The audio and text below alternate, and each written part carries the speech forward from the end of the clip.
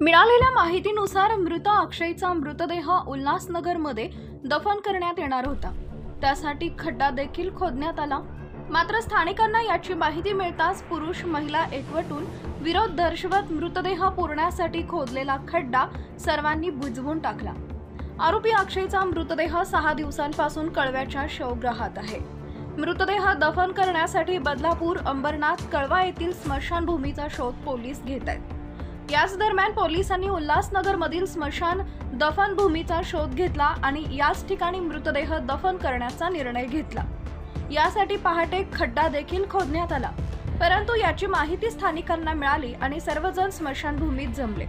स्थानिक शिंदे शिवसेनेच्या महिला पुरुष यांसह परिसरातील महिला पुरुष आणि तृतीयपंथी देखील एकत्र जमले। बघता बघता नागरिकांची संख्या वाढली आणि संतप्त लोकांनी आरोपी अक्षयचा निषेध करत त्याचा मृतदेह आमच्या परिसरात नको असा रेटा लावला। अखेर संतप्त महिलांनी मृतदेह पुरण्यासाठी खोदण्यात आलेला खड्डा बुजवून टाकला। दरम्यान स्थानिक पोलीस घटनास्थळी आले आहेत। विरोध करणाऱ्या महिला पुरुषांना पोलिसांनी ताब्यात घेतलंय। मोठा पोलीस फौज फाटा तैनात करण्यात आला असून याच ठिकाणी अक्षयचा मृतदेह दफन करणार असल्याची माहिती मिळाली आहे।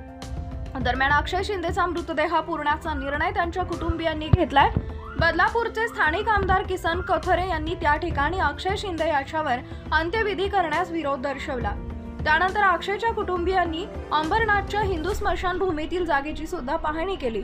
मात्र अंबरनाथमध्ये मनसे आणि शिवसेनेनं अंत्यविधी करण्यास विरोध दर्शवला। याबाबत स्मशानभूमी बाहेर शिवसेनेनं बॅनर सुद्धा लावले होते। यानंतर बदलापूर नगरपालिकेनं पोलिसांना काही जागा सुचवल्यात, मात्र अजूनही जागेची निश्चिती झालेली नाही।